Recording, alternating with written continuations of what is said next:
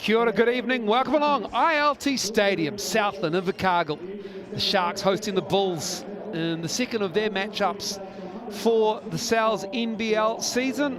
Welcome along. Second game of round 13. Andrew Mulligan, Casey Frank on hand for this one. And the Bulls on that southern road trip. First of a doubleheader. They play the Nuggets later in the round. And Casey, they are sitting pretty in third spot. A win here, they'll leapfrog the Nuggets into that second spot. But look at the Southland Sharks and look at the second half of that table. Very tight for teams 6 through 10. But the truth of the matter for both the Bulls and the Sharks is they control their own destiny. If they can win out all their games, well, the Sharks need a little bit of help. But the Bulls, if they win out all their games, they can get up to that second seed and get that first round bye. One team playing for seeding, one team playing for their finals lives. They don't quite have games in hand, do the Sharks. This is their 16th game, meaning they've only got 2 remaining after this. So they need to win out to give them any chance of making that 6th spot. Nelson certainly feeling the heat from the chasing pack. They'll have the Manawatu Jets tomorrow, late afternoon, 5 p.m. And then immediately after that, the Hawks looking for their first win of the season at home against the Saints. The Nuggets will host the Bulls, and then it'll be a real doozy of a game to round out round 13. The Tuatara hosting the Rams. That could be a finals preview. A Sunday full of top 4 matchups, a Saturday full of teams trying to get in that top 6. It's going to be an exciting weekend of hoops coming up. Exciting to see Tyrell Harrison back. He's only played 3 games for the Bulls there. You can see him just leaving the frame there. And Tyrell Harrison, he is available, not in the starting 5, coming back from a hand injury. And there is your starting 5 for Dan Sokolowski and the Bulls. It is a great team, this Bulls team. It is deep. It is 9 deep. They've got a great traveling unit. And Dan Sokolowski, though, he is a very, very tough drill sergeant. And these guys are all on the same page. And they know that they need to keep winning to keep themselves confident as they head towards the final 6.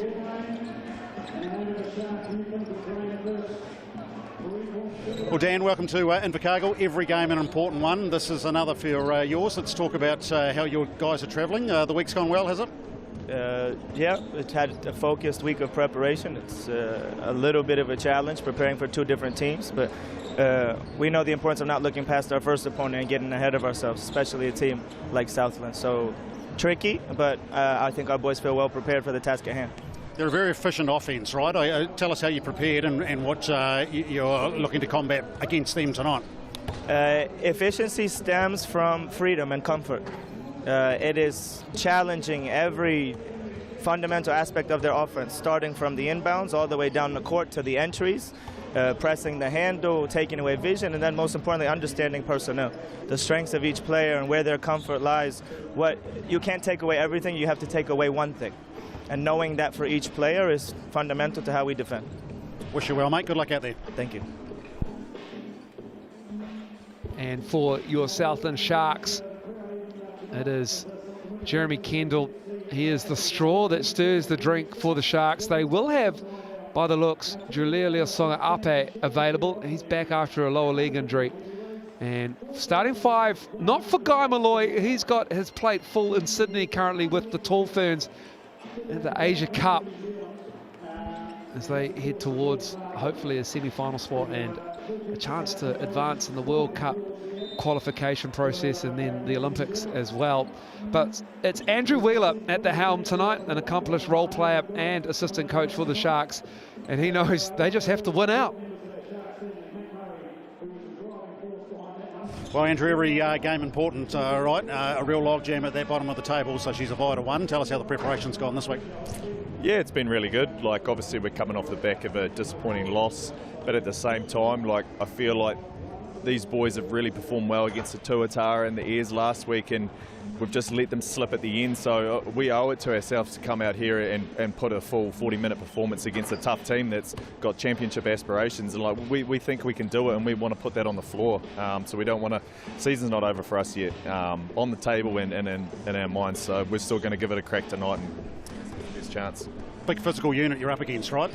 So talk at what you can tell us about what you're going to throw at them tonight.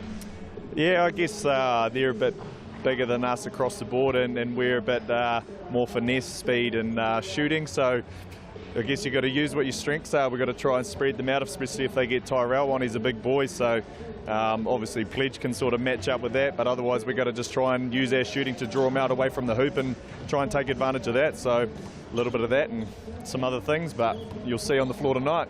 Wish you well, mate. Go well. Thanks very much. Harrison versus Pledger, an old bull versus a young bull. That'll be a fascinating matchup if that eventuates off the bench. And Casey, stats, crunch them for us. Well, you see both teams going in semi-opposite directions there the last 5 games. The Bulls 4 out of 5, the Sharks 4 out of 5 the wrong way, but it's all about points per game. 90.7 points per game for the Sharks, but they have the second most efficient offense in the league. The problem is they have the worst efficient defense in the league against the second most efficient defense in the Franklin Bulls, who force steals 11% of the time when they have the ball. Looking at that rebounds, that's where it's really going to be an issue. The Franklin Bulls, they smash the offensive glass to the tune of almost 30% of their misses they're getting back. While the Sharks just do not get it done on the defensive end, sitting 7th or 6th in the league, at just under 3/4. So if they do not win the rebound battle today, the Franklin Bulls are going to run away with this one. Southland, they are a very good offensive team. They execute well. Jeremy Kendall, but as the referees appear on your screen there, the names. Casey, this game 2 weeks ago in Franklin, it was an absolute horror show for the Southland Sharks. There's no other way to describe it. They decided and maybe played into keeping the ball out of Jeremy Kendall's hand early on, and that really stymied the Southland Sharks offense, and the Bulls preyed upon it. Well, they certainly did. They held the Sharks to just 41% shooting on the day and 28% from the three-point line. The rebounds were pretty close, but that's because the Bulls took their foot off the gas in that 4th quarter. So in a game that they won by 20 points, they only scored 13 in the 4th when they weren't really pushing it as hard. So the Sharks have a lot of ground to make up. The good news is Jeremy Kendall's out there. Josh Cunningham had 18 points and 7 rebounds last time he played this unit, and Grant Anticevich is coming off a 22 rebound game. If they play their best, they are capable of winning, especially in the Shark Tank. But they have to find that form quickly in this game. They cannot start off giving off the Bulls a considerable lead.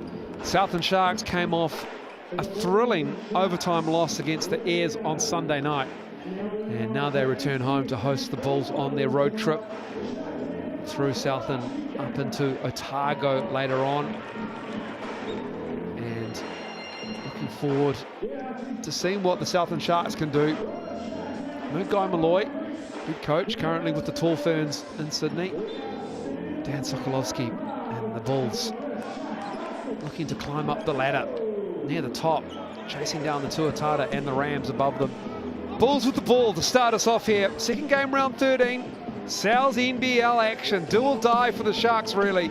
They cannot afford a loss. Kick out to Isaac Davidson. Jared Wilson-Frame knocking that 3 down to start the Bulls off. Oh, rangy Jared Wilson-Frame. Dropped 32 the last time these two teams met. He's picking up where he left off with the deep ball. Nothing but net. He is a bucket, 43% from deep, Jared Wilson-Frame. And then it's Ricky McGill, the best of the league, into the passing lanes with the steals. Anticevich hanging off Davidson. Brantley finds Futu, and good defense from Braden Inga. Might have got a little bit of arm, but the aggressive play is rewarded. Nice solid defense off the strange angle pass off the backboard.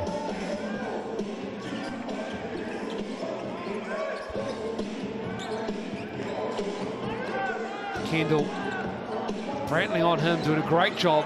5 to shoot. Kendall with the hesitation. 3 ball from Cunningham. And it's Burton with the rebound, but we've got a foul off the ball. I think that's going against the Sharks on the box out. Looks like everybody's walking the other direction, so that is the call.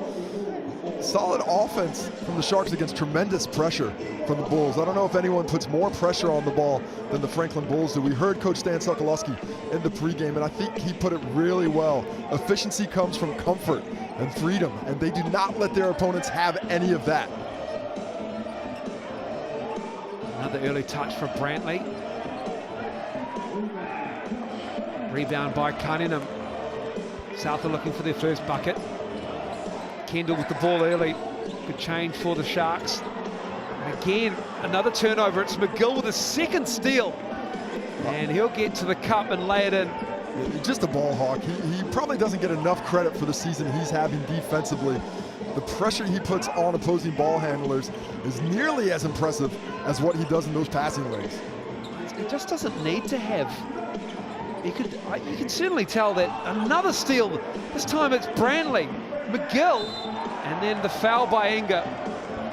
He just probably doesn't need to have his fingerprints. He looks like the quality point guard that he is, and he probably could if he was high usage. But this team is deep. That's a great steal there. It's great hands, and then you see him in the open floor.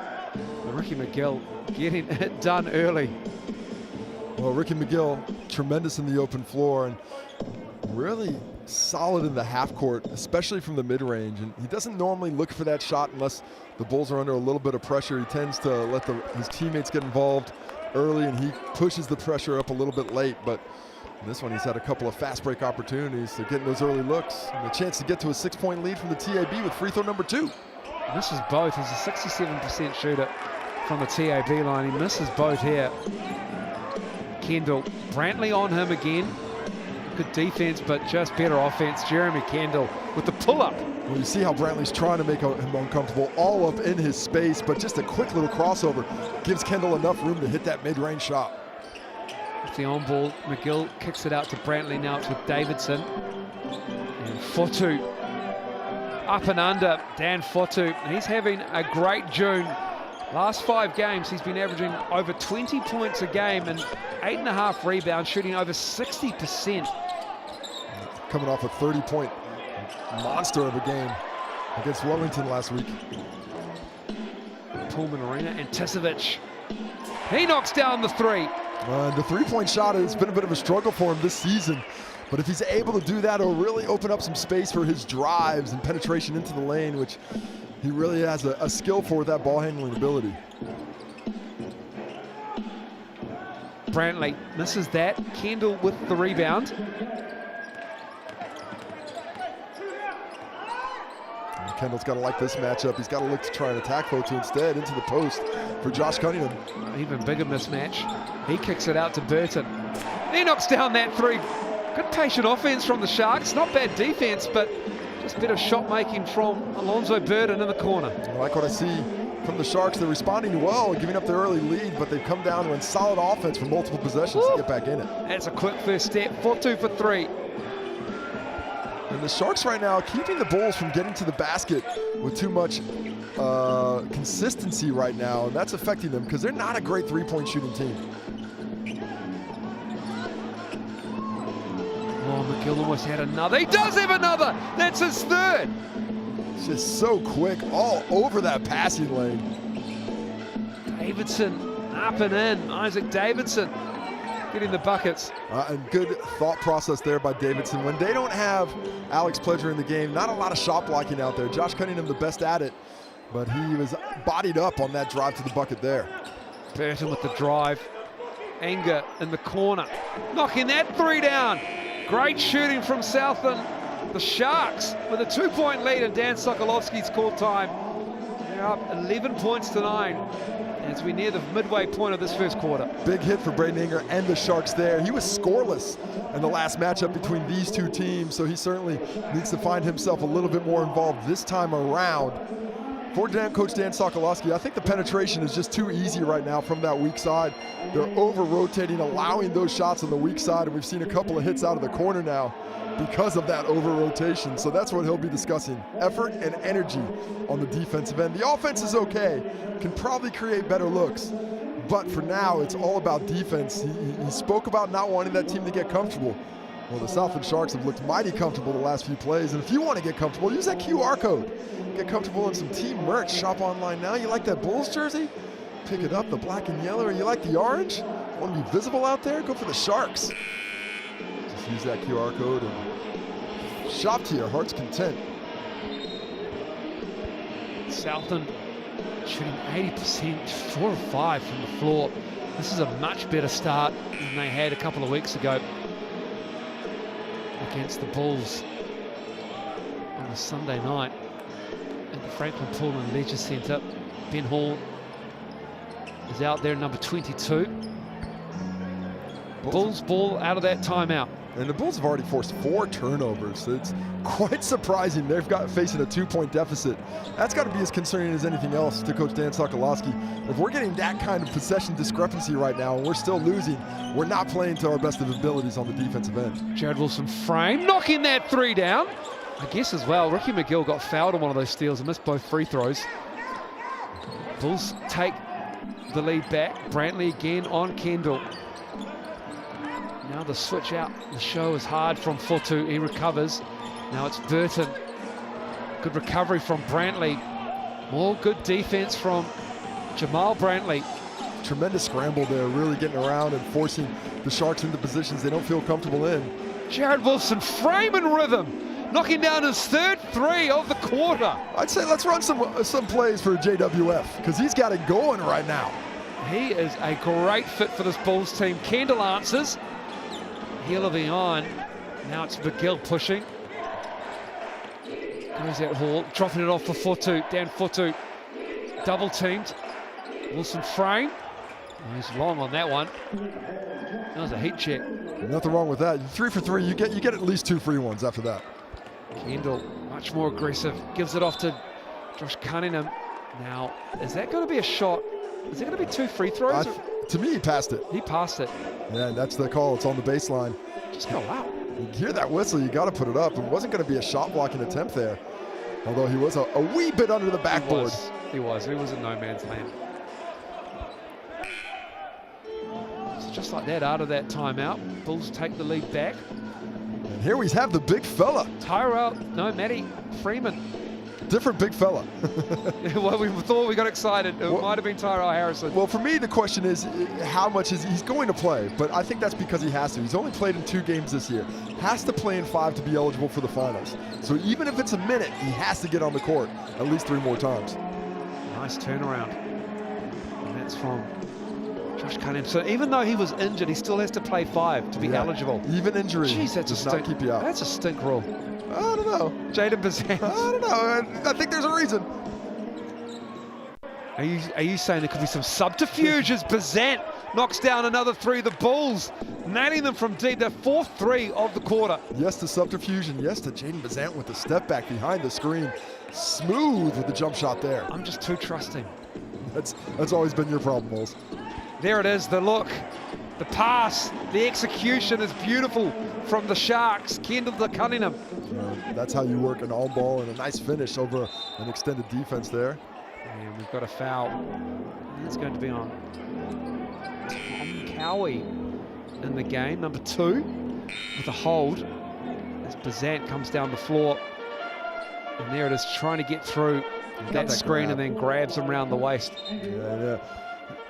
Occasionally, players do grab those screeners for the Bulls because they set big physical screens, and you're caught out of position, off guard. It makes it a bit difficult to recover from that. Trying to get away with a little bit of handsiness, and he is unable to on that roll.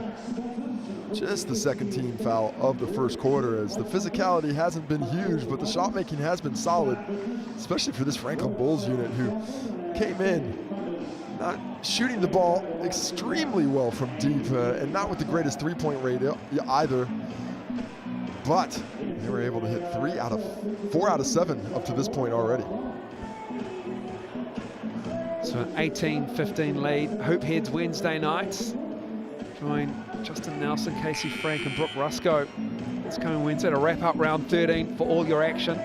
And thanks to Sal's NBL, nearing the end of the regular season. It has flown by. It has certainly done that. It's 1 round to go after this one. Or is it 2? I can't remember. It's 2. Oh, never mind. Maybe it's going slower than I thought. It's 2, man. I'm counting. I'm too trusting. I'm only in the moment. I wake up and I say, what game is it today? That's the one I'm concentrating on. You look at the commentary schedule and you fist pump, you know. That's right. You've got me. That's right, baby. I'm pumped. Where else would you rather be on your Friday night than in a booth with me? Nowhere. Don't answer that. Nowhere, John. Oh, I'm blessed. Out of the timeout, it's Bazant missing the 3. Alex Pledge is out there. And there's Harrison. And there is Harrison, affecting the turnover. Gets the catch, puts it up, puts it down with the recently recovered right wrist. That wrist is looking pretty good there. The big fella coming back, and one of the most efficient players in the league before he left on both ends of the court. They're happy to have him. That 3 ball is missed. Terrell Harrison chases down the rebound. The big question for him is, what's his win going to be like? He's been out for so long. Bazant. Kendall. An arm wrestle at the beginning. Turnovers and 3s. And a catch. There it is, the old bull and the young bull. Wow. Alex Pledger, the veteran. And Alex Pledger coming off 8 points in 6 minutes against Taranaki. His minutes load isn't high, but his effectiveness is huge, shooting a great percentage. And you can see the soft touch on display when he caught it inside the paint there. Into a 2-3 zone, Freeman kicks it out. Wilson frame for 3. Harrison, no box out, and he's fouled. Alex Pledger, let him get free underneath. And it will be Tyrell Harrison at the line. There he is, slumped over Davidson and Freeman. It's just a big lineup. And Harrison at the line for his first free throws since, I'm going to say, April. Yeah, it is about that long, isn't it? A lot has happened to Terrell Harrison since then. Had the injury to the wrist, also became a father. And then Kalani Purcell, congratulations. I wonder, hopefully watching dad for the first time. Daughter out there, hopefully a future hooper herself. No pressure, Kalani. Yeah, congratulations to Kalani and Tyrell Harrison. Kalani Purcell, excellent baller herself.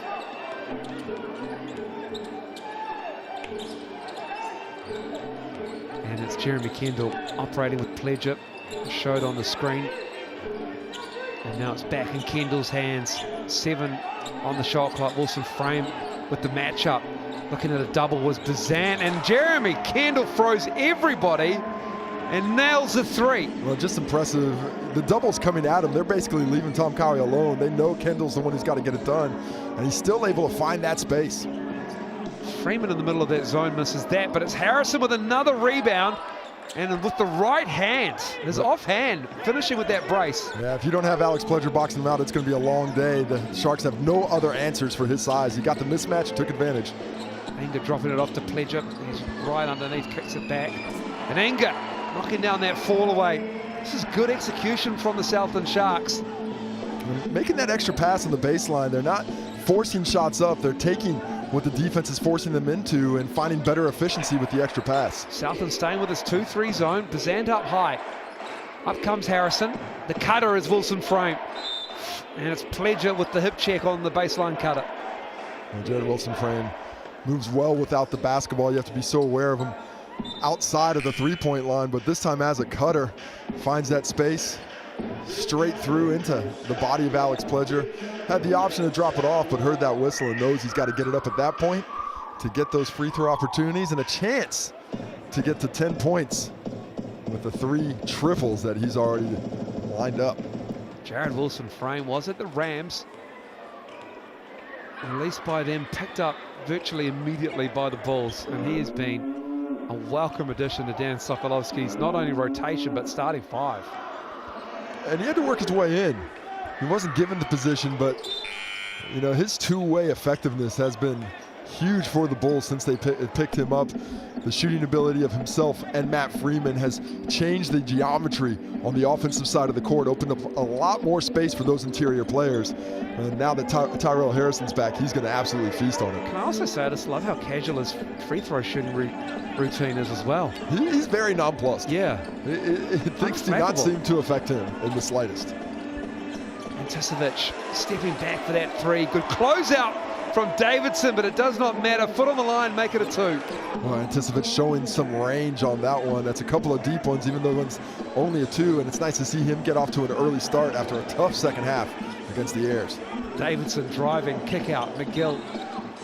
And we got a foul underneath. No, stepped on the sideline. Stepped on the sideline, excuse me. I thought we might have had a bit of contact underneath because Cunningham went down, but it will be a turnover as the Bulls give the Southland Sharks possibly the last shot of this quarter. They can hold it, 24. Well, it better be the last shot of this quarter if I'm Andrew Wheeler. We're not trying to give the Bulls extra opportunities. Well, Ricky McGill is in the game. He came in for Wilson Frame, so anything's possible. And Tom Cowie, no Jeremy Kendall out there. He's getting a quick break. Oh, sorry, he's over there in the corner. My fault. That was all over him. Why doesn't Jeremy Kendall have the ball yet? That's my question. Cowie doesn't want to give it to him. Anticipovic for 3. Tom Cowman Portal in the game for the Bulls. Raggedy old end for the first quarter, but an entertaining one nonetheless. The Bulls with a skinny lead. It's 25-24. We'll take a break and come back with the second quarter.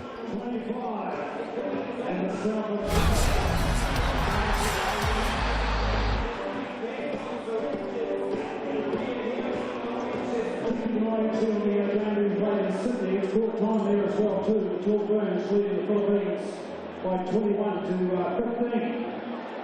Well, we've got themselves middle steal now. Thanks to our mates at the South Freezer.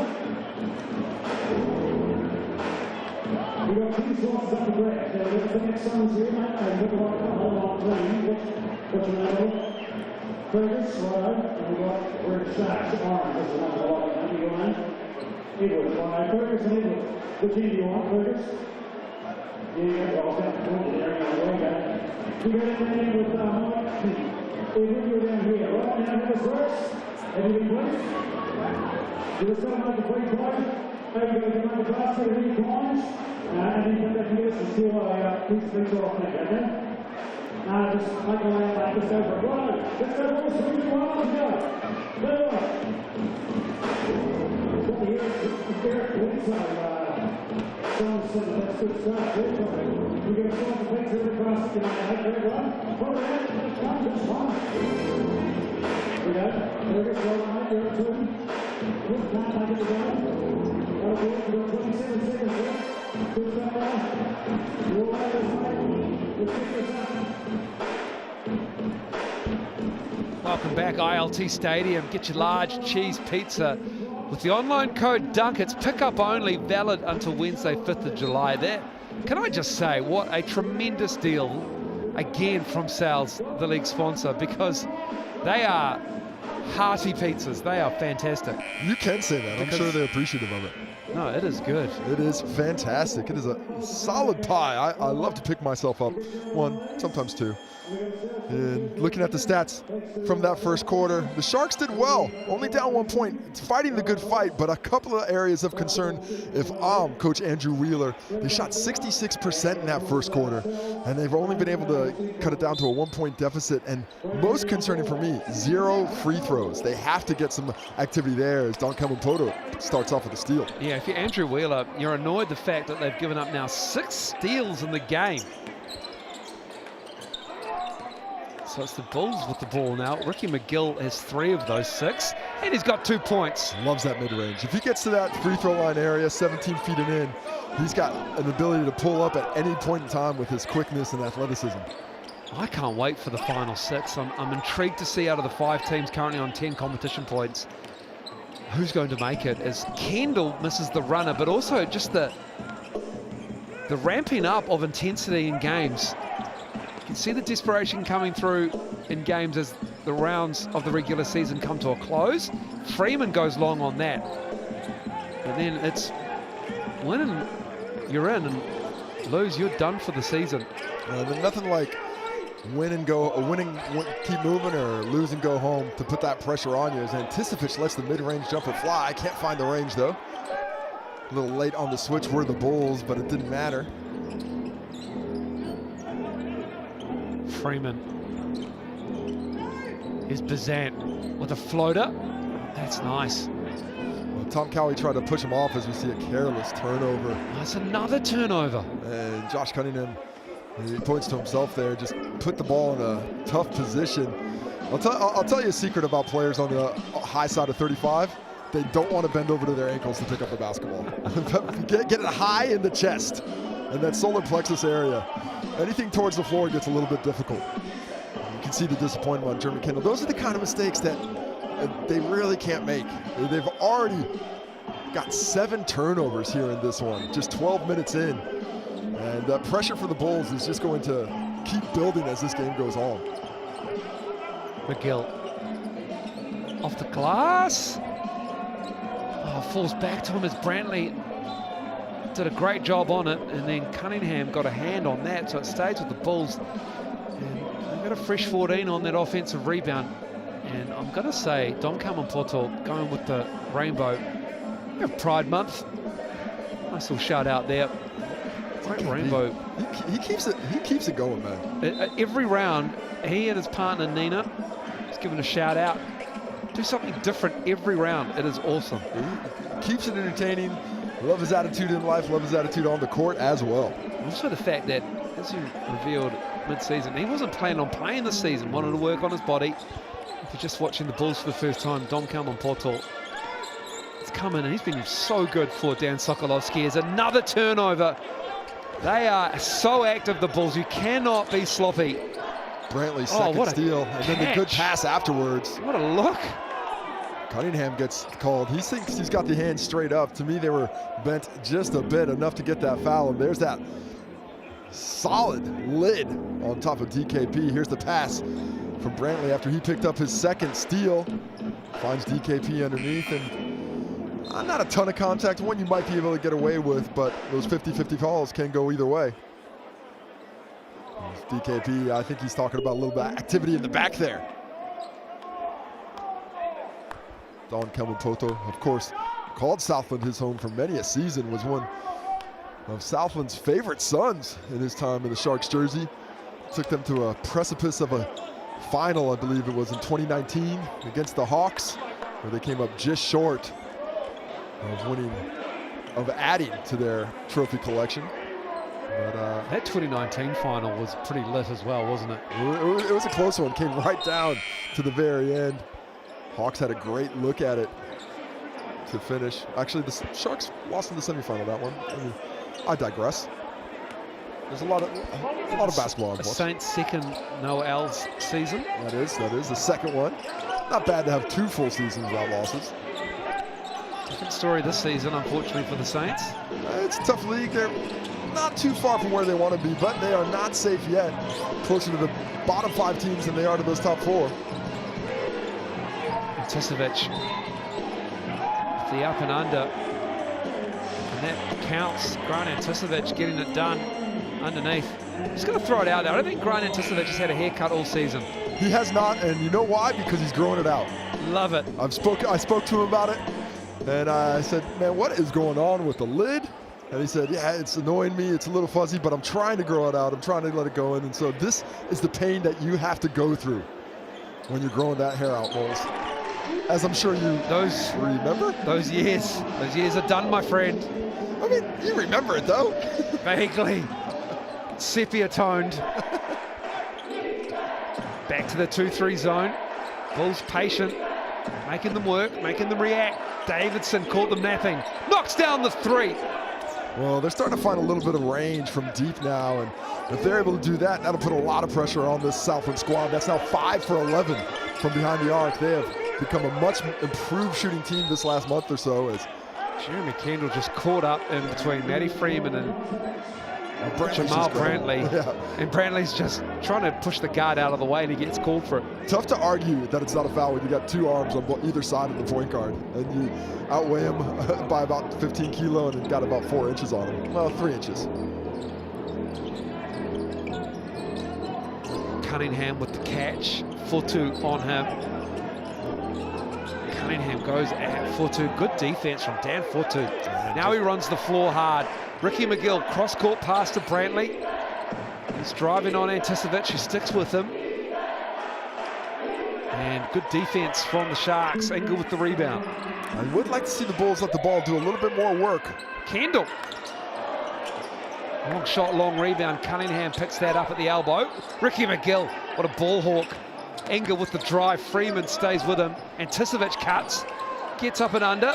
Good defense from Freeman on the help. Burton, though. Sharks get it back. And Anticevic straight on 3. Raggedy play, but the Sharks stuck with it. Look, that bucket went in, but that is excellent defense from the Bulls. They are on a string. They're rotating everywhere. Nothing easy for the Sharks early in this one. Freeman given room. Cannot find the range. For the game right now. Brantley giving it to Fotu. Excellent between Brantley and Fotu underneath. Oh, Dan Fotu making himself available underneath, and Jamal Brantley making that extra pass. Knocks the ball away off his own foot as that pressure's really starting to have an effect against this Shark squad. We have a clock issue, I believe, as we had the double blast on the whistle, and the referee making their way over to the scorer's table. Quickly remedied. Back into it. 36-30, 5:54 to go in this half.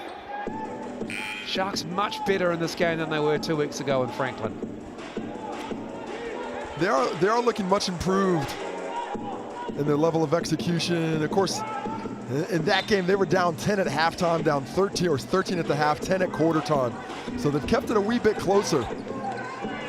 But they do need to find a way to make this Franklin Bulls defense bend just a wee bit more, as the Bulls were calling for an 8-second call there.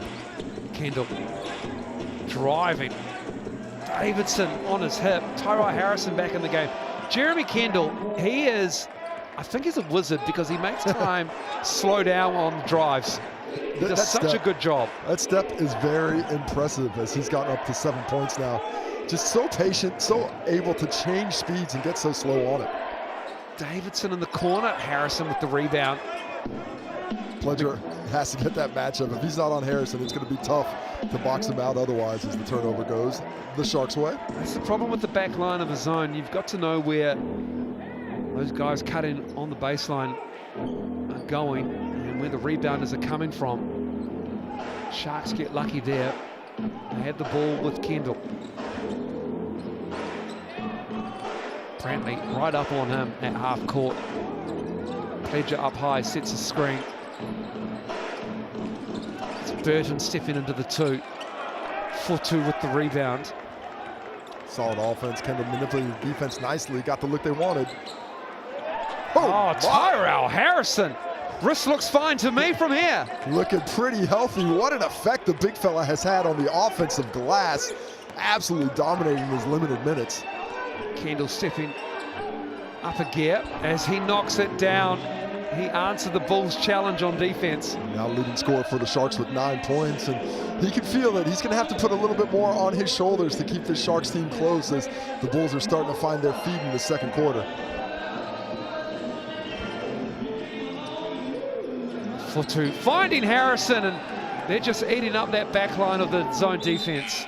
That's a timeout to the Sharks. They're going to have to discuss things, because the Bulls were flummoxed a bit by the zone early, but you see the ball moving a little bit better now. Instead of just going around the perimeter, it's finding that high post, and they're not settling for shots. They're looking for a better one. Case in point, that last play, Fotu could have shot that little push shot from 11 feet, but that's a difficult look. Instead, he's got the big fella underneath. Nothing like a 7-footer to catch and finish against the zone to make a coach second think the strategy of implementing it. If you want to see some strategy, come to the Truss Arena in Tamaki Makaru, the 20th to 23rd of July for the Final Six. 5 teams are going to qualify, 4 nights, or sorry, 6 teams, 5 games, 4 nights, 1 champion. That's a lot of numbers for me to remember. Math's not my strong suit. Well done, man. Sometimes I can even count to 6. I'm impressed. I genuinely am impressed. And the Bulls looking to solidify their position in the top 3. Mentioned earlier in the broadcast, a win tonight catapults them into the top 2, depending on what happens with the Otago Nuggets later this weekend. It is certainly going to be a scramble to the end. At the moment, it looks like everyone will be chasing the Auckland Tuatara, who are on one heck of a blinder, 9 straight wins. Another big win yesterday in Taranaki, as they just have not looked tested in quite some time. The Bulls, if they win tonight and they beat the Nuggets, they can get themselves up to 24. And the Tuatara have a sticky game against the Rams, who are the 4th ranked team on the ladder. So things could get real interesting at the top, not just in that 6th spot. There's no question, it is not over yet. Although the Tuatara do have a superior points differential, as the Bulls get a stop here out of the timeout, and Fotu off the glass. He goes into the hospital on the baseline, recovers. Kendall the other way, and it's Davidson picking up the foul. Two things I liked in that last play. The defensive anticipation at the end of it, jumping straight up, keeping his hands up. Well done there. But I also like to see Tyrell Harrison diving on the court. And when you've injured yourself from a fall, hurt your wrist, sometimes it takes a little bit of time for that mental battle to be won and know that you can do the things you used to do. His first game back, already seeing that, shows me he's got confidence. Oh, Ricky McGill's done it again. Steals the inbound, gives it to Davidson, who gives it to Fotu, and the Bulls are back. Ricky McGill dominating on the steals. He is just not letting the Sharks find any safety in the Shark tank. Kendall misses the three. Ricky McGill has the ball. How many steals does Ricky have? 4? Credited with 4 steals right now. Gives it to Harrison. Harrison on Pledger. Pledger's a heavy body. And he's just in the way there as McGill dives on the floor. Harrison palms it, kicks it out to Davidson. Davidson gets Burton to bite. Misses the 3. Fotu wants the rebound. No one's picked him up. And it's Harrison who has it. He loses the handle. Tyrell Harrison gets bumped. And finally the play stops. The Sharks just stopped moving. They did, they were frozen. There were 5 guys there, and the Bulls just kept attacking. And by the Bulls, I mean Fotu and Harrison. They were relentless on the glass. They're all just looking at the ball on the floor. No one's diving on. There's no desperation in that play. It's not like a team who wants to get into that 6 at the moment. That is exactly what was missing. Desperation. You have to play like you're on that razor's edge, and they got out-hustled to multiple basketball opportunities there. It was bouncing around on the floor, and they had their chances to get into it. But the desire of the Bulls, that last 30 seconds or so, much stronger. Harrison hits the second to build it up to a 9-point lead as he heads to the bench. Good minutes for Tyrell Harrison. Good spurt of energy by Dan Sokolowski, getting the big man, getting his legs back into it, and then giving him a rest with Dom Kalman-Poto. Under 6 minutes still for Tyrell Harrison, but already up to 10 points and 6 rebounds. Burton with McGill all over him. Kendall. Oh, Jared Wilson frame, you have to have a hand up.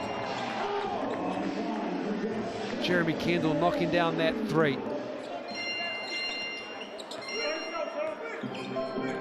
Still keeping it close, only a 2-possession game. Wilson frame. Wilson frame for 3, in front of the rim. Hit his first 3. This is last few as Kendall in transition. Pulls it back out. Chisovic with a tough catch. Still plenty of time on the shot clock. Down to 13 now. And Chisovic tried to put the move on Fotu. And it's Wilson frame with the rebound to McGill, who's pushing it. And it's Lonzo Burton picking up that foul. Well, McGill's speed is such a weapon in transition. Just the 3rd personal on the Sharks. With 2 minutes to go, so both teams have a foul to give here in this last couple of minutes as we take a look at that outlet pass. And Ricky McGill, boom, jets on. Suddenly, Alonzo Burton is in poor defensive position, was in good defensive position when the ball was out of half court, but that is what speed does. Puts you under pressure. Pazant in the game for Wilson Frame, who has a conversation with Dan Sokolowski each time he comes off. They seem to be in agreement every time, though. I'm not trying to say there's anything, but it's always good to see Dan Sokolowski coaching everybody. No, Wilson Frame does look a little frustrated there. As Kalman-Poto just went underneath with the reverse and left it a little short. Yeah, just a little off on the steps, probably could have used a dribble. Kendall for 3. This is that, and we got a foul on the rebound. DKP got caught in poor position there and was concerned about the ability for Cunningham to grab that board, so just swallowed him up a bit with both hands. And the way the ball bounced becomes more apparent that it's a foul. Possession sticks with Southland, and despite the Sharks not playing the best basketball here in the first half, they're shooting the ball reasonably well, have held Franklin to just 43% shooting overall, and have gotten a little bit closer with that bucket there. Kendall with 14. Southland now 16 of 29 from the floor. Oh, the drive is pretty from Ricky McGill. 8 points now, and He hasn't really been forcing the shot, but he's taking the opportunity where it comes. And it came that time on the layup. It's Anger to Cunningham, and he is fouled underneath. Isaac Davidson will pick up 14th foul for the Bulls with a minute 16 to go in this half. Taking a look at Kendall on the dish. Brandon Ingram comes down, and penetration really makes that defense of the Bulls bend a little bit more. The unselfishness of Ingram once he got into the paint to make the extra pass. And Cunningham had a good chance of the three-point play. Couldn't get through the contact, though, so it's 2 from the TAB instead. 14 points, 5 rebounds, 3 assists for Jeremy Kendall. Cunningham, 4 points for him. That's Jeremy Kendall on the top of all 3 statistical categories for the Sharks. Everything goes through Jeremy Kendall. Absolutely filling it up. Once again, no question. Question for you. Is Jeremy Kendall going to be All-Star 5 if his team finishes in, say, the bottom 4 of the league? Oh, that's a great question, Casey. Is it 3 bigs and 2 guards? Well, you can choose either way, I believe. It's just the 5 players. Just 5. Yeah, just 5. I think so. He's been consistently in the top 2 of the MVP voting, which shows that he's been consistently good across the season. He has had a heck of a season. And it's not dependent on results, and it's not like he's a absolute hungus, for want of a better term. No, he certainly gets it within the flow of the offense, no question about that. There's so many great point guards in this league as well. But it was a pointed question, and I had to make it, make the answer politically correct. Davidson looking to drop it off for Freeman, who somehow... There's the hustle. Almost got it back, but it's Inga. There's the hustle. The Shark on the floor. Brandon Inga giving the Southland Sharks another possession. And Burden answers with a 3 to close it out in the second half. Oh, second quarter. Kendall. So smart. Jeremy Kendall, he gets the whistle blown because of a wet spot. Oh, it's actually a timeout to the Bulls, but I thought that was a heads-up type of play of Jeremy Kendall. A chance there. Hey, we need a wet spot so we can set our defense instead. The Bulls caught timeout, so it's moot, but just shows you the heads-up with which he plays. What an effort by the Sharks. That's why he's in my MVP 5, my All-Star 5. Man, it wasn't that long ago. It looked like the Bulls were going to start to take control of this game, maybe get up by double figures. Instead, they stop the rot, bring it back to 20 seconds left, and a chance for them to keep it here, if not force a turnover and get it even closer. A little bit of desperation. You see Brandon Inga on the floor.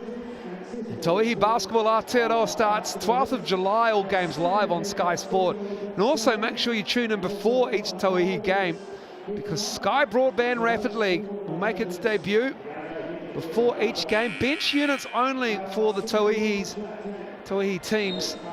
4 quarters of 4 minutes to get those bench units warmed up.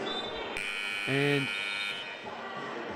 you will get a competition point if your bench unit wins that Rapid League game as well. So 4 competition points available for each game, and one of them will come from the result of that Rapid League game. So a lot of strategy going to be going on, how exactly you set up your lineups with nothing but that bench available for that Rapid League game. Some interesting plays are going to be coming into factor there. 45-43 with 20 seconds left. Take a Sky City player timeout here to advance it. I wouldn't. You've got 20 seconds. You can use the whole thing. Maybe this way. You still save it if you need it at the end of it. They should know what they're running here at this point. Here is Bazant. Ricky McGill. Freeman gives it back to McGill. McGill just goes one-on-one. Gets it up and in. And it's going to fall to the Sharks. And we'll have half-time. The Sharks fight back. 45-43 at half-time. ILT Stadium. And it looks like Ricky McGill clutching at his right knee as he walks off at half-time. We'll see what happens in the second half. We'll take a break at ILT Stadium and come back with the stats for you.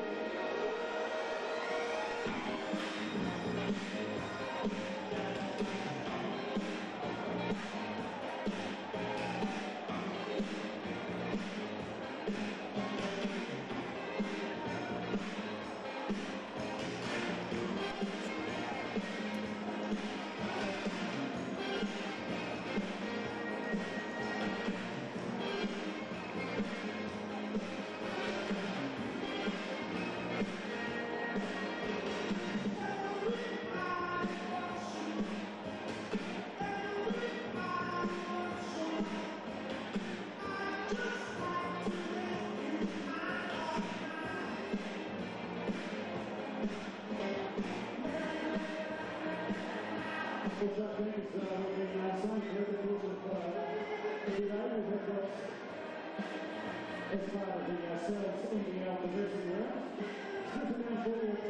half-time. So we're going to get two sides out on court. We can see that they've got to the respective team divisions. So how about the Shark team to give it up for the team from Special Olympics Southland. And now it's one of the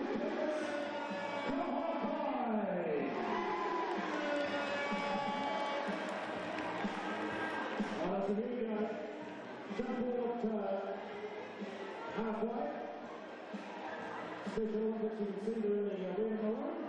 And Special Olympics women.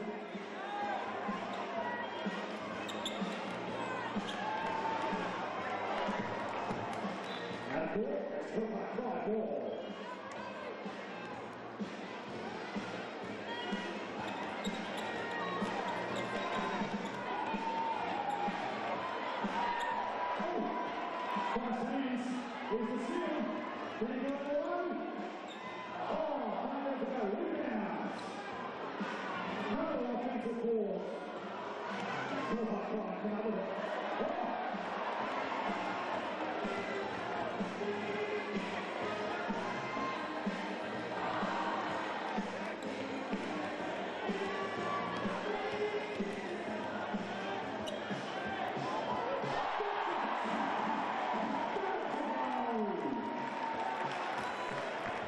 Special Olympics take the lead. 2 eyes. Look at that car. Oh, just looks out. Offensive ball. Goes up. Oh, let it go. It is tight at ILT Stadium. No mai haere mai, welcome back to halftime. The Bulls with a skinny 45-43 lead. And the Southland Sharks finishing the stronger of the two teams in that first half. Well, there we see the points totals led by Jeremy Kendall, who's playing fantastically on the offensive end, and 9 quick points at the beginning that shot Jared Wilson frame up to that 11-point. Tyrell Harrison, fantastic on his return on the glass.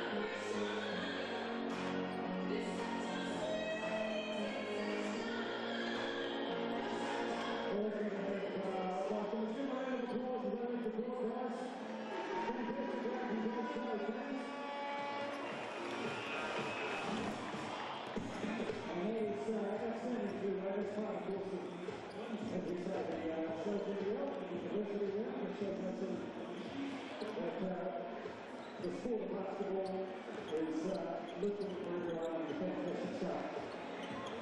But the people in place of it, so I don't get very into those guys to play. Soccer basketball during the season as well too. Got that far. And also we look at the Special Olympics to hold it for a 4-4-4.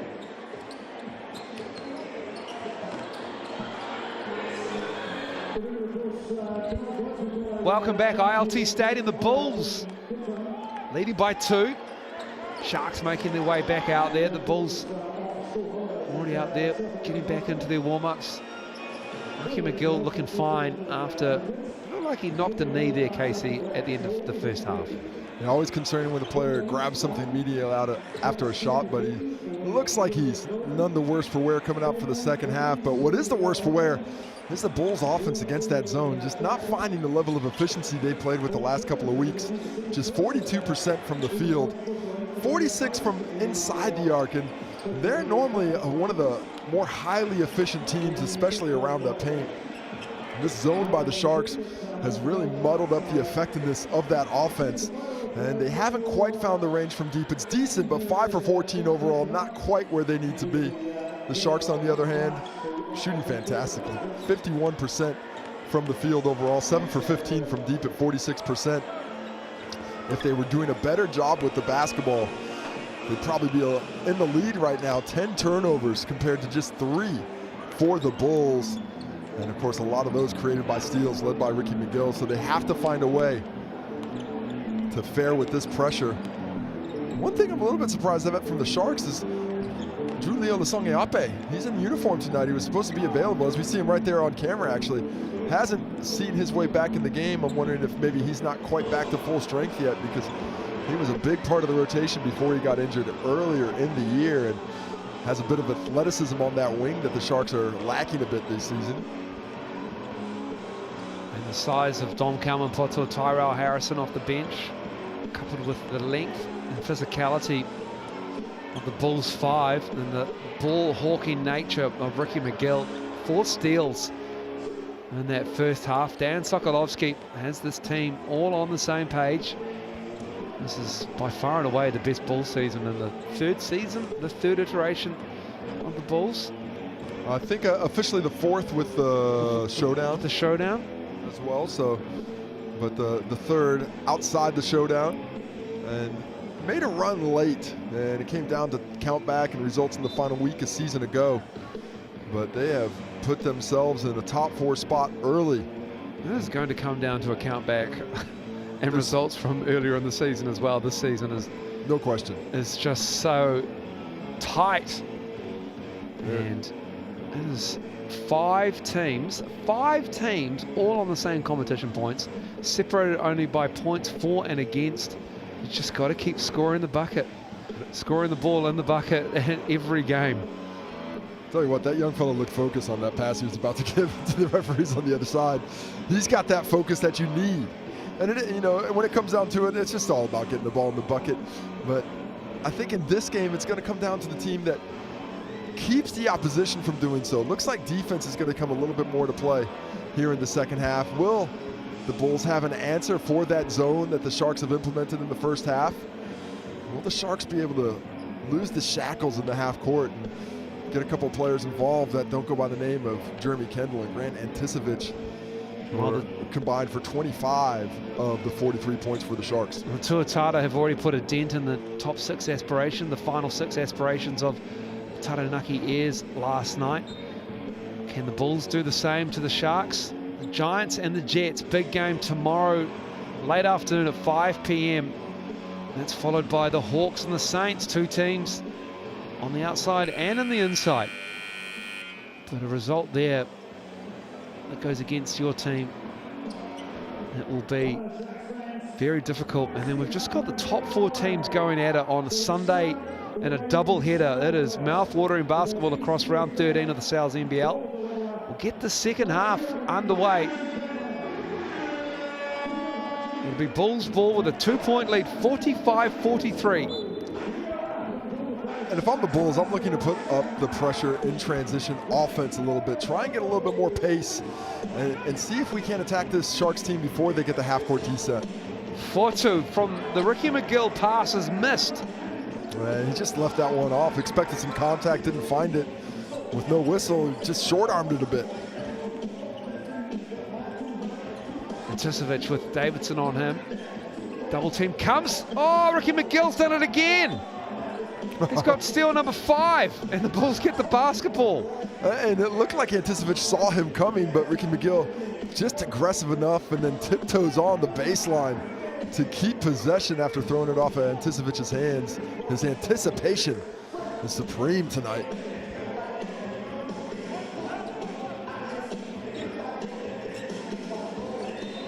Fortu felt the contact that time, and he'll go to the TAB to shoot 2.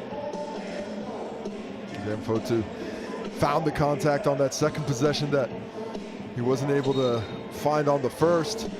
Using that pick and roll early in this one, we already see a bit of an adjustment by the Bulls. Didn't see a lot of pick and roll in that first half, especially not hitting the roll man on the flow. So they've adjusted, found a weakness, hit it twice. What will be the counter from the Sharks in the half court defensively? Hits the first from the TAB. Dan Fortu going from strength to strength this season. And rewarded with a Tall Blacks trial in the squad named to begin trialing pretty much immediately after the final 6. Yeah, 24 names for Pedro Cameron and his staff to have a look at, and then they go off through Japan, Germany. I believe 14 are heading to Europe, and then 12 are going to be cut down for the final trip to the Philippines. Sharks ball. No. Bulls ball. Another turnover. Guess who? Ricky McGill. One more time. And Fortu and the post. Quick execution. Caught the Sharks napping. Bruin probably committing another turnover. Just didn't get back quick enough. And MC Hammer is not helping the Sharks right now because they cannot touch it when it comes to keeping the ball out of the hands of Ricky McGill and the Bulls, but they do get a bucket there with Burden. That very, very solid work there. I was waiting for the connection and you pulled it off nicely. And it's Brantley driving. Anticevich did enough. A lot of bunnies missed by the Bulls. That's adding another steal. Number 6. It was going to be a gorgeous look away, but McGill read it perfectly. And it's Brantley with the bucket. Ricky McGill, 6th steal of the game. 6 points, 4 rebounds, 3 assists, or 4 assists now after that last one. Now 6 steals. 6 steals. Brantley picks up the personal foul there on Kendall. It was only a matter of time before those 7s come together. It's 777 between those two. He's just been a little bit too physical there. But that's his job, and that's how he plays. He's willing to play on that edge. If he gets an extra foul here or there, so be it. He picks up the second personal, so he will still be playing with a lot of freedom on the defensive end. I feel like it's a rare thing that Brantley takes one foul into halftime. Well, that looked online. Anticevic rebounding well. That is a great offensive rebound from Anticevic. Anticevic coming off a 22 rebound game, his best of the season, his best effort, obviously, and it was a lot of combined efforts like we saw there, really imposing his will on the players trying to box him out. 13 Southland Sharks turnovers to the 3 of the Bulls. Make it 4. Inga with the hand in the passing lane. Kendall with the bump. Wilson Frame gave him a bump afterwards. I believe that will be on the floor, and Kendall was not appreciative of that late foul. Yeah, you don't see Jeremy Kendall get flustered too much. He didn't like the extra bump there. Well, here's the thing, though. Once the whistle goes, if you're going to shoot, I'm going to try and stop you from shooting. And he beat him, but look at the little shove there from the side. Not always great when you're leaping to have that little bit of an undercut miss, but understand it from both points of view. Oh, nobody guarding. Nobody. Fotu realized. Certainly not Fotu's cover. Another turnover. Oh, is that going to be unsportsmanlike? I don't know, but Jared Wilson Frame pointed at Jeremy Kendall and got you back. He's got a solid smack talk game. I love it. It's He's understated. subtle. We've seen it being courtside. We've seen it courtside. He doesn't gesture a lot. There's not a lot of hand movement, but he talks. Nothing wrong with that. Oh, there's nothing wrong with Ricky McGill slicing them up. He's very judicious with when he wants to penetrate, but because of that, it does tend to catch the defenders by surprise when he puts on the jets. Burton pull up. Fotu rebound. Hustle by Cunningham to slow down the break opportunity. Brantley lost the handle. Here comes Kendall. Inga to his left, and Fotu picks it up. The personal foul, that is. That'll be the team foul number 3 for the Bulls. And a couple of fouls in transition to opportunities off these turnovers as the Bulls a bit more careless with the basketball than Coach Dan Sokolowski would like to see them at the moment.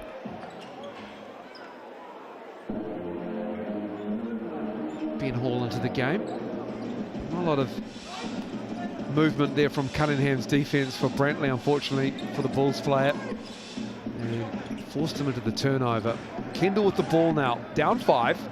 Wilson Frame on him. This has been the matchup we didn't expect but have enjoyed so far in the second half. And then it's Cunningham on the glass. Couldn't keep him off it. And he gets a bucket.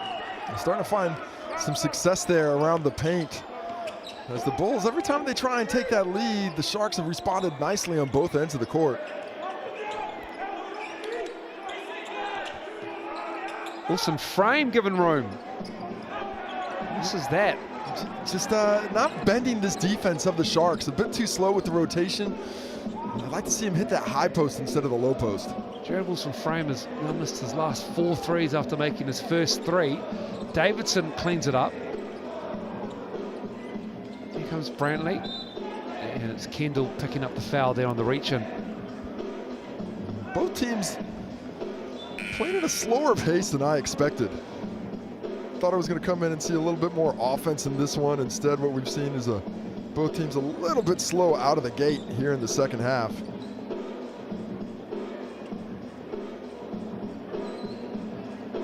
Just 101 points up to this point of the ball game.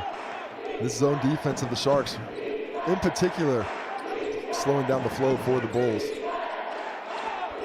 Bazant out there. Kendall on him. Gives it to Fotu, drops it off nicely. Jaden Bazant, he's made things happen with his penetration here. He's got such a skill set when it comes to finding the cutters, finding his bigs in the key. Bulls much better when they show patience in the half court as well. And they're being given that shot early, and they've been willing to take that quick jump shot. But when they do a little bit more work and put pressure on the defense, they're more often than not finding some cracks, especially in that zone. And if they can do that with 3-4 trips in a row, you might see the Sharks get out of it, in which case I think the Bulls have a real advantage. Kendall on the kick out, Cowie for 3. It's McGill who eventually has it. Fotu to his left. Awesome frame. McGill gives it back to him. 5 minutes to go in the third quarter. Fotu on the block. And around Ben Hill with ease, and Dan Fotu just feasting on the block against the smaller defender. Well, Jaden Bazant recognized that early. He was calling for it to come over to the weak side, trying to get someone involved. And when he finally gets it, Dan Fotu does well to attack instantly. He doesn't let Ben Hall settle at all. Straight at the rim, straight through the arm guard, takes the contact, hits the bucket. Chance for an 8-point lead here from the TAB.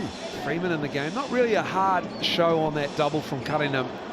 Just gave Fotu a seam to rip through. And the double can't really come from one pass away. If you're that guarding that initiator that's coming down and you double, that's too easy to pass out. It has to come from the opposite side so you can rotate out of it.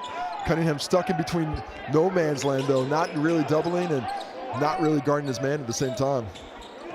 Cunningham turns it over, Bazant steals it. And a nice rotation, really reading what his teammates were doing on that rotation and went with them. There's turnover number 15 for the Sharks in this game. They're down 8. Bazant operating with Fotu again, comes up with the elbow screen. Bazant with the fall away. Oh, nice pass, Kendall. Way to get it on the break. Ben Hill leaking out. Great basketball from Jeremy Kendall. And Dan Sokolowski, that is a play he would absolutely detest. Well, I think part of it is because of the offense. The offense, they're not running with the same kind of passion they should be. A 6-point lead now, but that last possession just kind of stood around the perimeter. They're not moving that ball around. There's no cuts. There's none of that. And Coach Dan Sokolowski, he thinks it's a in-person game. He's got those guys up so he can give them a bit of a spray for the way they're playing right now. I think he just not going to let them rest. He's absolutely chewing them out. Look at him go. Dan Sokolowski is hot right now. And they look like 3-year-olds being scolded. Well, he's absolutely right, though. Where is the passion for the Bulls right now? Oh, absolutely. You don't even have to listen to what he's saying. And I wonder, too, is Tyrell Harrison, he might be done for the day as well. Had those minutes in the first half. Haven't seen him in the first 6. And be questioned if maybe they're going to bring him along slowly. He was so influential in what the Bulls were able to accomplish, and his limited minutes in the first half, not having him affects things a bit. There's Harrison standing up there. Still have Dom Kamapoto available as well. He's at the other end of the bench. Just 9 players on this road trip with the Bulls. Of course, they do have the doubleheader, so they're going to have to get through 80 minutes of basketball with those 9. Let's see what the execution's like for the Bulls out of that timeout. Much more pace already. Look how much more pace there is this possession than was the last couple. Now Freeman is... Don't call that charge. That's a horrible call. That is just absolutely baited into it. I'll take another look at it. My initial feeling is that is completely acted upon by Jeremy Kendall. That is just a veteran guard. Absolutely getting it done. Not sure we have a replay of it, so we'll stick with it. We'll call it a good call that Jeremy Kendall was able to bait the crew into. I reckon you're going to get an email. Cowie to Inga. Kendall. Davidson is trying to stay in front of him, picks up his dribble. And Ben Hall. Bulls left him alone, can't connect. They get it back to the visitors from the 09. Freeman looking to post up on Hall. Ball is reversed, it goes to Wilson Frame. And Bazant. Freeman looking for a cut up. Now he's going to go to work. And he had a mismatch early against Ben Hall.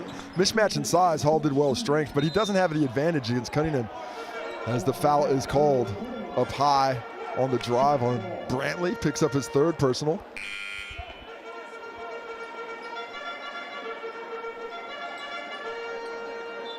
Just every dribble Jeremy Kendall makes, he is looking for something. Kalman Poto into the game. Brantley sits down.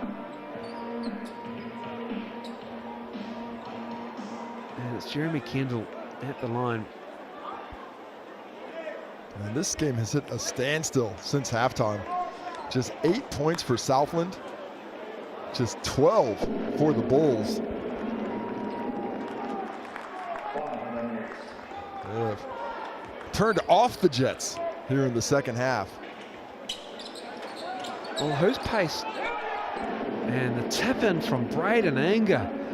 Matt Freeman just outworked on the glass there. And that is a great possession for the Southland Sharks. They get Brantley to pick up a personal. They get shots. Wilson Frame with the turnaround is wild. Good look at it. He is a streaky shooter, though. He tends to get those punches and bunches. Started off with a flurry in the game, but hasn't found that range since. I think we've got a foul on Inga here. Staying with the Bulls. Maybe on that box out. That was what we called. I actually thought it was just off on him, but perhaps you're right. No, there is a referee at the school bench, but maybe that's a clock issue. I'll wait for the play-by-play to show if there was indeed a foul called on that. So just bear with us on that. Bazant on the baseline. Well, if it was a foul, it would be Southland's fifth, so maybe it just was off Inga. Kalman Poto. And that's the size of Dom Kalman Poto. Well, that's a true mismatch there. Dom Kalman Poto, you're not going to be able to guard him with Ben Hall. And he's got that mass to move him and did so nicely with the finish there. And there is Cunningham off the glass. Yeah, there was no foul there. It was an offensive rebound that went the way of the Bulls. We have a 3-point lead. Oh, the cutter is Wilson Frame, and Davidson timed it beautifully. Well, that's how you beat a zone. Movement without the basketball. They're static too often here in this third quarter, and that's given the Sharks the advantage when they're running that zone. Kendall misses that. Wilson Frame. Poto on the reverse, and Dom Kalman Poto has come in. He's changed the dynamic against that Southland defense. And Andrew Wheeler and the Sharks call timeout. The lead is now 7 for the visitors. Well, a lovely little flurry there by the Bulls. Able to stretch this lead to 7 points. And for the Bulls, it's all about energy. If they're not exceeding the energy of the Southland Sharks, I think they're doing themselves a disservice. The Sharks, I mean, for my eye, just don't have the horses to run with the Bulls if the Bulls are going at full strength. So when you've got a bit more talent than the opposition, you want to create more possessions, you want to create more opportunity, because the longer you play, the more often that's going to flip that balance in your favor. And the official stats partner of the NZNBL is the TAB. Just looking at some of the stats here. Just 6 turnovers for the Bulls on the road. They don't turn the ball over that much, but that is a very good stat. 14 steals is outrageous. That is crazy. That is outrageous. We're only 6 for McGill. Barely 3 quarters gone in this game. They started shooting the ball really well from deep. They've gone, the Bulls, 2 for 12 since Wilson Frame hit the first 3. And that's by and large. On those steals, 6 for McGill, 2 for Brantley, 2 for Fotu, and 2 for Harrison. By and large, that's why the Sharks are only down 7 at the moment, despite giving up the ball 15 times. Kendall kicking it out. Cowie chased off the 3-point line with the runner. A lovely unselfishness, great rotation in the basketball, forcing that defense of the Bulls to react. And Cowie shows the skillful shot. Thought he was better off shooting the 3, but he showed me. 90 seconds to go in the third. Fotu into Anticevic, and again, it's Fotu with another 3-point play opportunity. Well, they found a lot of success out of that on ball at the top of the zone here in this third quarter. It's because of the patience shown and the shot making of Dan Fotu on that one. And Tisovic trying to say that he's going straight up and down. As we take a second look at it, drops it in the pocket. 16 for Dan Fotu. He's 7 of 13. He is having some month in June. Last day of June. In 6 games. He is working towards his average. That's a violation. Oh, I mean, that's okay. Look, I'm happy to give that one. That was egregious. It was pretty quick. Josh Cunningham got that foot in. Thought he got it back out in time, but he did not. So Fotu gets another go. He does get it. He certainly did, Moles. Despite the protestations of the crowd. 8 points is the lead. Cowie on the drive. Another turnover. McGill. Bit ambition on that one. Tom Cowie after hitting the running before. Going through a lot of defenders to get that turnover. Anger looking for a cutter. McGill for 3. Maybe the only chink in the armor of Ricky McGill is his 3-ball this season. Yeah, just let him have it there. And an offensive foul up high. Yeah, going back and forth. Josh Cunningham, wrong place, wrong time. That offense looking as jumbled as our commentary right now as we're stepping all over each other, just like the Sharks stepped over each other on that possession.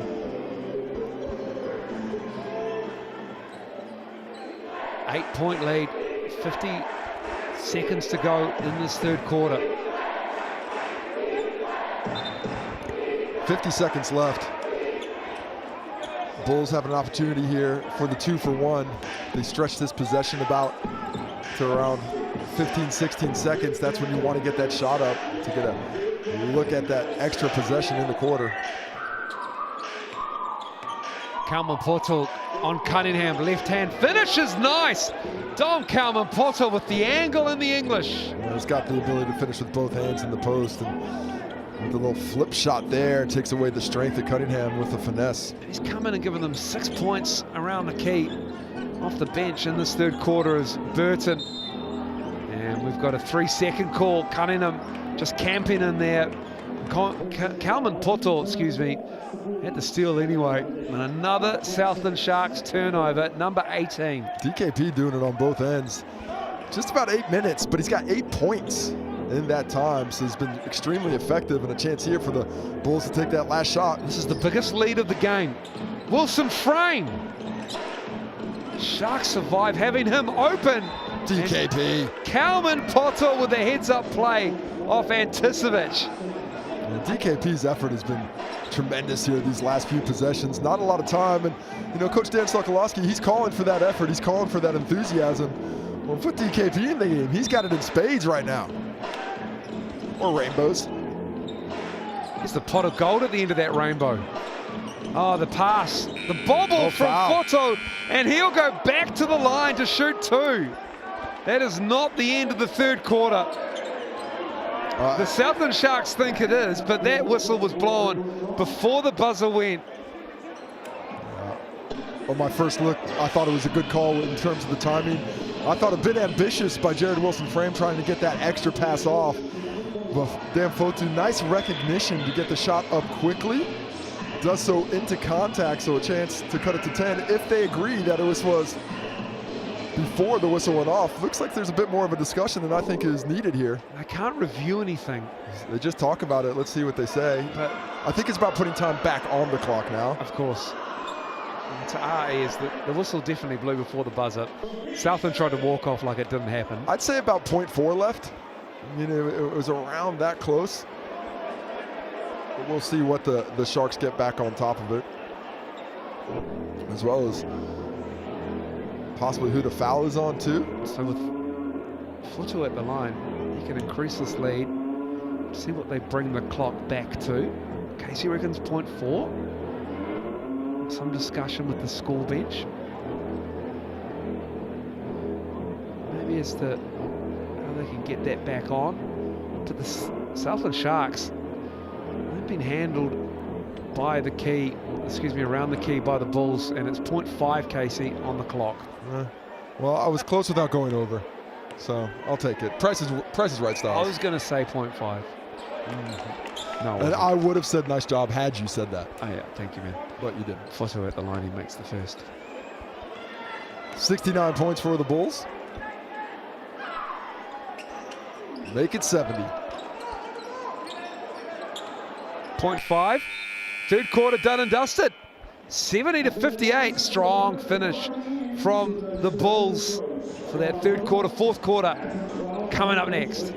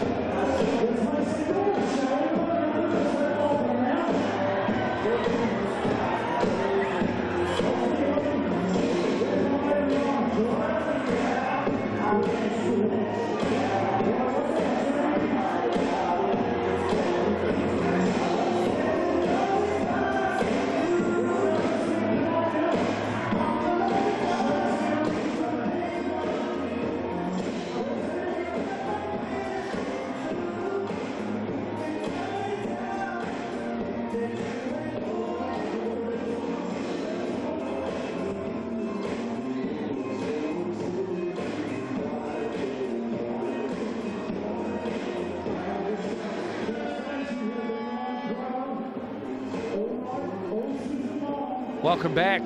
Get your large cheese pizza for $25 with the online code DUNK. Pick up only, valid until Wednesday. And it is a 12-point lead, a 25-point third quarter for the Bulls. It started slow between these two teams in the third quarter, but the Bulls, Casey, closed it out nicely. Yeah, absolutely. No doubt that the Sharks want to slow this game down. They want to play it at that pace. They don't want the athleticism of the Bulls, that full court prowess to take effect. And that zone has done nicely to keep things tight, but the Bulls found an answer there for a minute with that pick and roll high, have built a 12-point lead. The question is, do the Sharks have a little bit of a comeback in them, especially here in this first couple of minutes? That's when they need to start pulling it off. DK Peak picks up steal.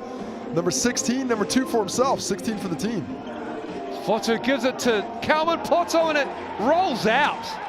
Just didn't get the range, went up with the left, and an iron he's so familiar with, unkind to him there on the bounce. Tasovic, the pull-up. That's his shot. He loves that 12-footer off the dribble. Does a nice job of elevating, taking the defender's ability to challenge out of play with that leaping ability.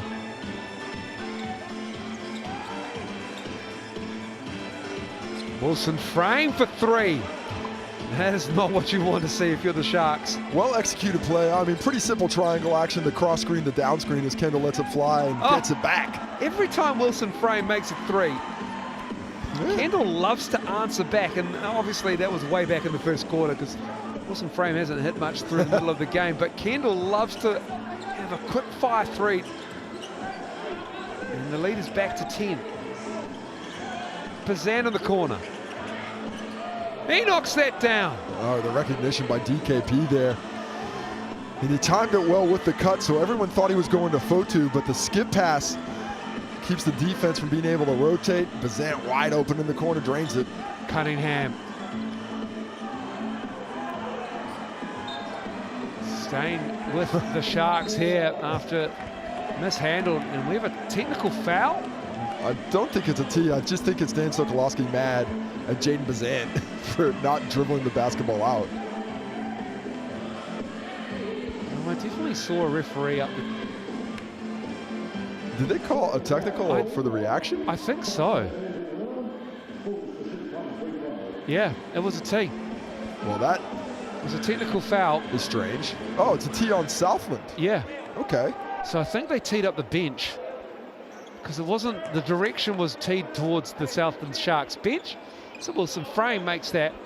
We'll wait for the play-by-play to let you know who that is on. Not sure what, to me, it's not about that play right there. There must be something else that was brewing.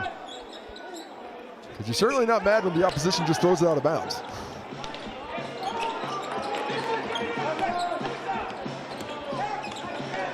Kendall with 3 on the shot clock, and that's just beautiful. Oh, he just knows how to get to his spot. Gets to his spot, up to 20 points now, once again on the season. Maybe the tee was from the bench because they felt Cunningham got fouled, perhaps. It's Calvin Poto, it's just falling for him in the second half. Right place, right time. Couldn't hit the last bunny from that spot, but gets that one. Up to 10 points now to go along with 2 boards and 2 steals. Kendall. And Tisovic, the Australian, at the TOB line. Cunningham with position. And that was all about position.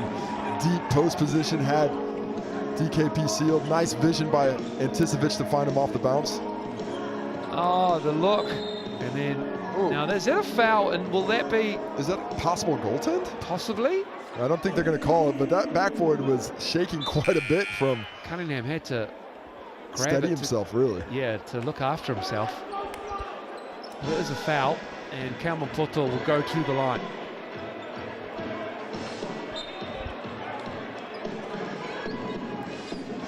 Calvin Poto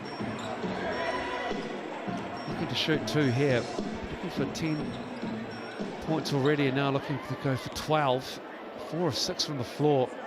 He is efficient. He's been a spark plug. And I think it's about the energy that he's brought. The energy, the enthusiasm. At times, Franklin has been extremely flat in this game. And the Sharks can have that effect on you. They tend to zap that energy out of you with their pace of play and their deliberateness on both ends of the court. But his injection into this game has equaled some of the best basketball the Bulls have been able to play today. Lead 14 now for the Bulls. Calvin Poto up to 12. Tyrell Harrison, he's had 5 minutes of basketball. He's got 10 points, but he's not made an appearance in the second half. They're keeping him under wraps. Really efficient. 4 of 4 for Tyrell Harrison. Kendall misses that. Freeman with the defense. Brantley with the rebound.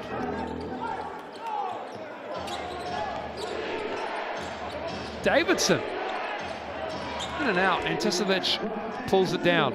I mean, not a bad shot, but you got this defense on the ropes. You could probably find that at any point in time. And Tisovic left it short, and we've got a foul. And is it going to be on the Bulls? It is. I think Freeman underneath trying to box out Cunningham.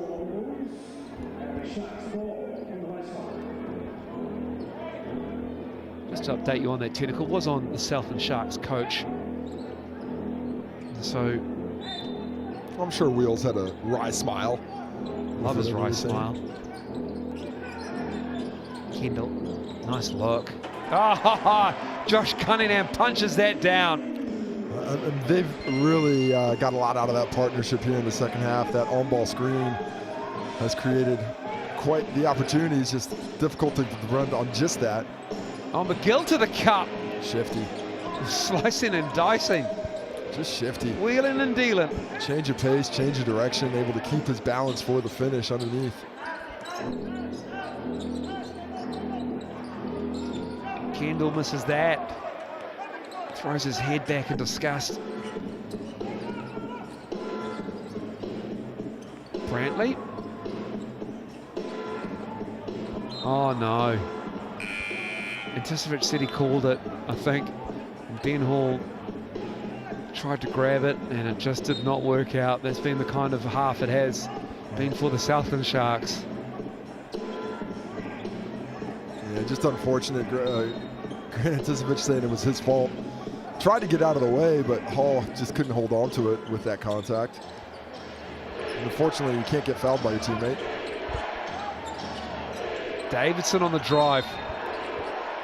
And Tough finish from Ben Hall. Well, the switch of hands late by Isaac Davidson there, I think that's what really forced the whistle to be blown in the end. If he had gone it straight up with the left, probably would have been able to, Hall would have been able to stay out of it instead. He's able to find that body contact, get the whistle, head to the TAB for 2.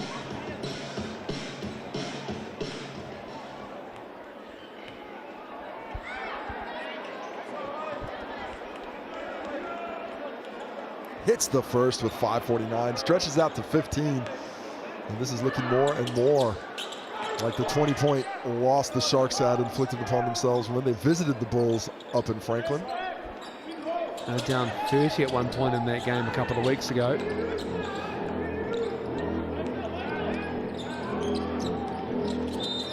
Southland season Fallon Freeman. tenterhooks right here. Down 16, 5:41 to go. A loss here might be a nail in the coffin. Well, to me, that number, the bottom number most likely for that 6 seed is going to be 8 wins. And if they take an L today, they can't top 7. So very important for them to try and find victory tonight. And it's looking like it's going to be an uphill battle here as Kendall pulls up, a little strong, and McGill has a rebound. Ricky McGill now with 7 rebounds, 5 assists, 6 steals to go along with his 10 points. Freeman can't buy a bucket. McGill, no one boxed him out. And just the one-hand putback. It's pretty, so pretty. Ricky McGill playing the game with ease with the putback there as Matt Freeman continues a tough night, 0 for 6 now. Anger. Brantley with the board. Poked away by Anger. Brantley gets it back. Cunningham pokes it away. Brantley still has it. Everybody out for the Bulls. 5 to shoot. And we've got Freeman and Burden getting tangled up. And it will be Alonzo Burden called for the foul. Been quite a few of those tonight of guards matched up, getting a little handsy, trying to keep those bigs out of the post. Those were a bucket for the Bulls away from a 20-point lead with 4:40 to go. I don't think the Sharks got that kind of time to come back from a 20-point lead. Illegal screen called, Sharks ball. 26 points in this half so far for the Sharks. Now offense stuttering here as the Bulls put the clamps down.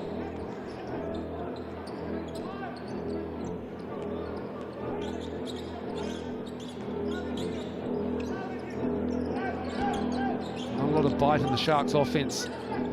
As Anticevic waits for Kendall, gives it to the American. Vastly experienced Jeremy Kendall in Australasia. Goes at Fotu, kicks it out. Anticevic knocks that 3 down. Oh, nice patience. As Kendall gets the penetration into the key and Anticevic spaces nicely for the trail. Position to drop it. Ah, beautiful. Fotu and Freeman connecting, and big 6'10" forward who's played his basketball in 2nd Division Germany. Hasn't been enough attacking out of that high post for me. Every time they get a catch up there in this zone or in that pseudo-amoeba zone that the Sharks are playing a lot of, good things have been happening. Freeman able to get off the schneid here, see if he's able to hit one from the TAB. Gets a roll. Gets it. Finally, Matt Freeman's got a point. He's 0 for 6 from the floor.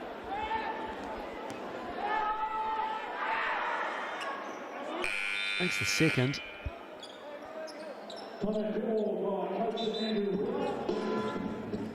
And here's the last push by the Sharks. 4 minutes left in this ball game, down 17. This could be it. Gonna call a timeout. Got to dig deep. Do you believe in miracles? Can we make something happen? Well, surely. I mean, just a week ago, the Sharks saw a team come from behind for 7 points in a minute. 4 minutes, technically, you could come back from 28. Now, Jeremy Kendall has had a 25-point fourth quarter. He has.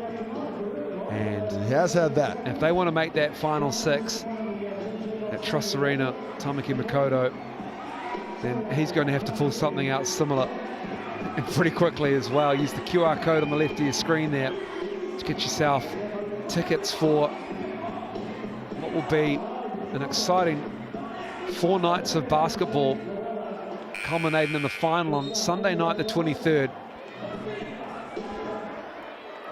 Grand final action.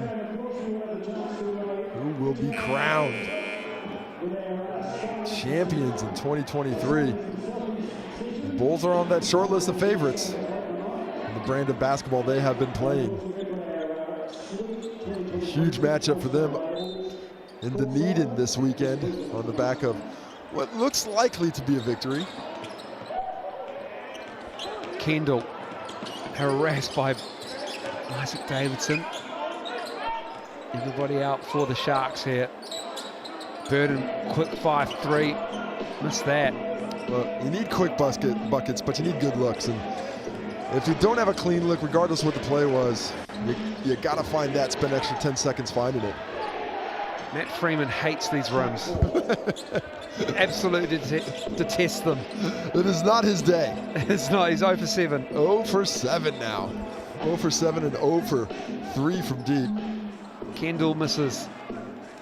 And that just might do it. And if you hadn't have noticed already, they're up 17. The 2 empty possessions after a timeout. And it is just a procession here for the Bulls. Bazette has been solid off the bench. It certainly has. They got a big game Sunday. The top 4 teams, and here's Freeman. He loves, oh my goodness, he absolutely hates the stadium, and it hates him. And he stepped out of ILT, get out of here, Matt Freeman. Just head back early. Oh, Matty, tough night at the office. Tough night. Nothing is free for that man. Keep your head up. Sometimes that's the way it feels. Sometimes basketball really feels like work. Just 0 for 8. That just sums the night up for him. I mean, personally, statistically, as he takes a seat, not his night, but they're going to get the win. They're up 19. A big game on Sunday.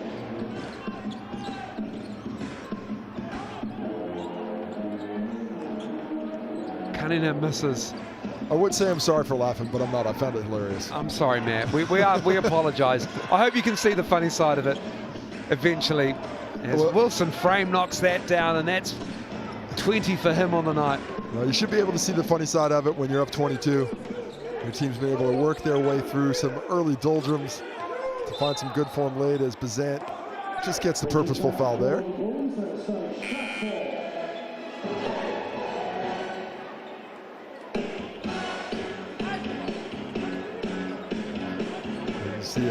Anticevich recognizes he's got the guard, and Jaden Bazant recognizes he's about to be taken for a ride. He could have flopped. He could have flopped. He could have sold it, I should say.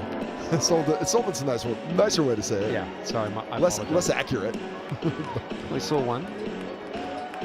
Oh, maybe not. You can never really tell to the replay, but my feeling was that is what happened. As the Sharks have subbed out Jeremy Kendall. Cowie turns it over, and that just sums up the way that it's gone for the Sharks. They have 22 turnovers in this game.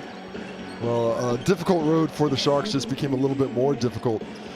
Losing to Franklin tonight, they've got the Canterbury Rams and the Nelson Giants remaining. So to get to 7 wins, they'll have to win those 2. Last game, home game of the season is on July 6th against that Canterbury Rams squad. Kalman Poto. Again. Getting it done. Again. DKP, 14 points, 5 for 7 from the field. He's been the difference maker for the Bulls in the second half. He really has. As soon as Dan Sokolovsky called timeout, chewed everybody out, Kalman Poto has just done the business down low for the Bulls. Well, it's been a great lift from the bench in that first half. Tyrell Harrison, 10 points, 6 rebounds.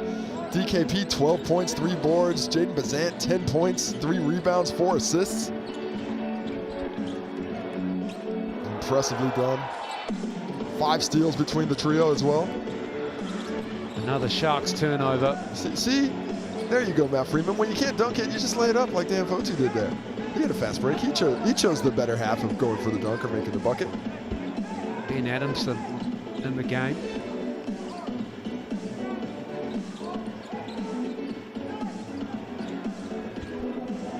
A huge round 13 coming up.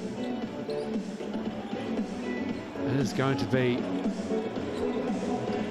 very interesting to see who's left standing. Tomorrow it is the Jets and the Giants at home at Trafalgar Centre as well. The Giants hosting the Jets, and then the Hawks and the Saints. Always a good rivalry between those two teams. The top 4 teams do battle on Sunday. The Nuggets will host the Bulls. There's Kalmapoto at the line, and then the Tuatara will host the Rams.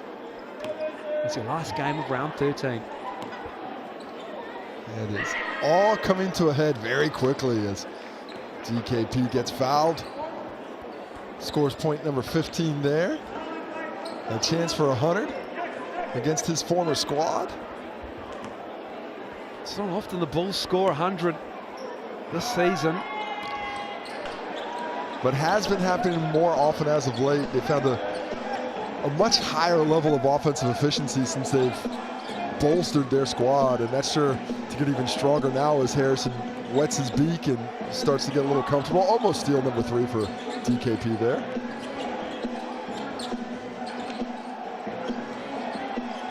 Just 14 points in this quarter for the Southland Sharks, 15 in the third. And the Bulls, the difference of around 2.5 seconds, will just dribble this out.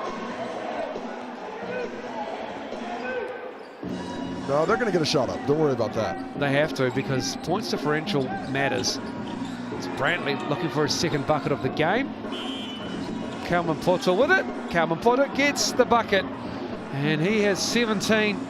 And that'll do us, the Sharks, get done by 30 by the Bulls. It was a 2-point game at halftime. The Franklin Bulls put 30 on them, 32 on them in the fourth quarter rather, and they will regroup and head to Dunedin to play the Nuggets on Sunday. Well, Kendall Anticevich and Cunningham leading the way, but it was a lack of offensive firepower in the second half. Just 29 points in the second half for the Sharks.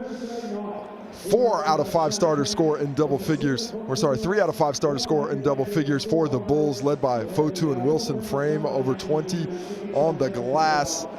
The game effort in the first half goes the other way in the second, as the Sharks end up with 35 rebounds to 42 for the Bulls. Ricky McGill leading the way there, really doing the little things today. Grant Anticevich finds double figures for the double-double there. On the assists, it was led for the Sharks by Jeremy Kendall. 7 for him, 5 for Ricky McGill. Jillard Wilson Frame as well, getting in that game. Decent job by both teams sharing the basketball, as they each found at least 18 assists, 25 for the Bulls, though in the end there's the 2 lone blocks of the game. But this is really the story of the game, the steals and the pressure that the Bulls put on the opposition. Just look at that. Just between these players alone, there's 16 steals. Harrison only played a half. That is tremendous ball pressure. Coming into the league, this game they were first in the league in steal percentage at 11%. That's 11% of defensive possessions they're getting a steal. That's how that possession ends. That is sure to have gone up today. Here's what's happening for the rest of round 13. The Giants and the Jets and the Hawks and the Saints. Saturday night basketball doubleheader, and another doubleheader on Sunday. The Nuggets and the Bulls at the Edgar Centre. 4 p.m. and then at 6 p.m. it'll be the Tuatara hosting the Rams. I hope you enjoyed the game. The Southland Sharks go down 102-72 at ILT Stadium. And we bid you good night. And hopefully you'll see the rest of round 13 coming your way over the next couple of days.